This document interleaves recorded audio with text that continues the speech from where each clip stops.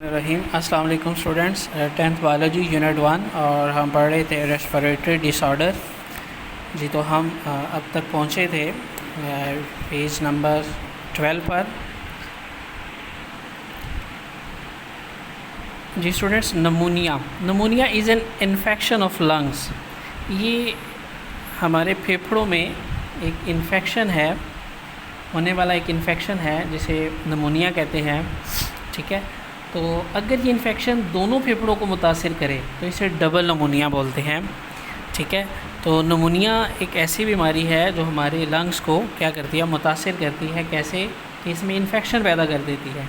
ठीक है, तो अगर ये दोनों फेफड़ों में हो जाए, right and left in both lungs, then it called double pneumonia.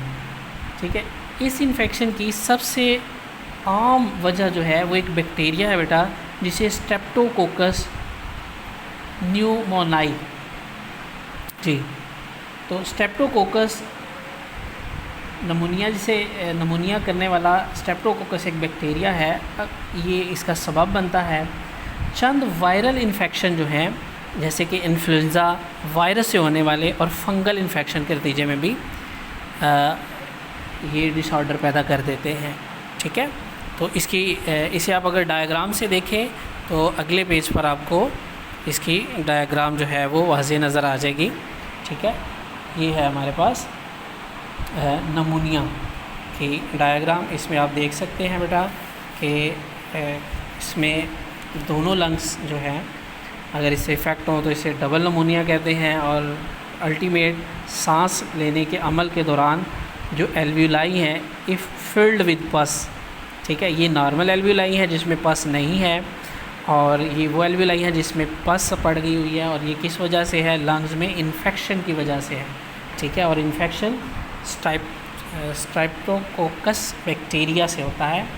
ठीक है, या फिर ये इन्फ्लुएंज़ा वायरस से भी हो सकता है, या फिर कुछ फंगल इन्फेक्शन भी हो सकता है। ठीक है, तो इसके साथ बेटा यह है कि नमूनिया के ज़िम्मेदार जानदार जब एल्वियोलाई में दाखिल होते हैं, ठीक है, यानी वो माइक्रो ऑर्गेनिज़म जो इसका सबब बनते हैं, जब वो एल्वियोलाई में एंटर होते हैं तो फिर क्या होता है, वहाँ ठहरते हैं और अपनी तादाद में ये इजाफ़ा कर लेते हैं।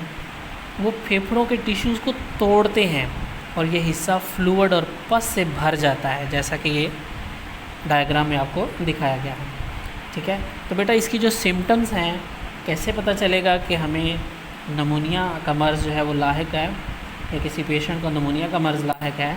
तो नमूनिया की अलामात में सर्दी लगना है, इसके बाद तेज़ बुखार का होना है, और कपकपाहट, और उसके बाद बलगम भरी खांसी जो है वो, जैसे देख रहे हैं पेशेंट खांसी कर रहा है या डायग्राम में दिखाया हुआ है, तो इससे ऐसी खांसी आती है जिसमें एक रेशा महसूस होता है, बलगम महसूस होती है गले से निकलती हुई। तो मरीज़ को सांस की तंगी होती है।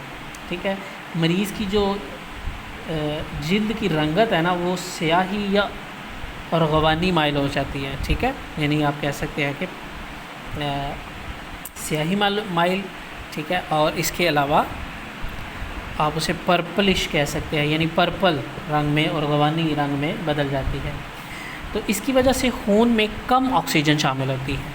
अल्टीमेट एल्वियोलाइज अगर देखिए बेटा पस से भरे हुए होंगे तो इससे कहाँ से रास्ता मिलेगा कि ऑक्सीजन जो है वो ब्लड में एंटर हो सके? तो इससे ऑक्सीजन लेवल जो है वो भी डिक्रीज़ हो जाता है, और ऑक्सीजन लेवल डिक्रीज़ होने से यह सांस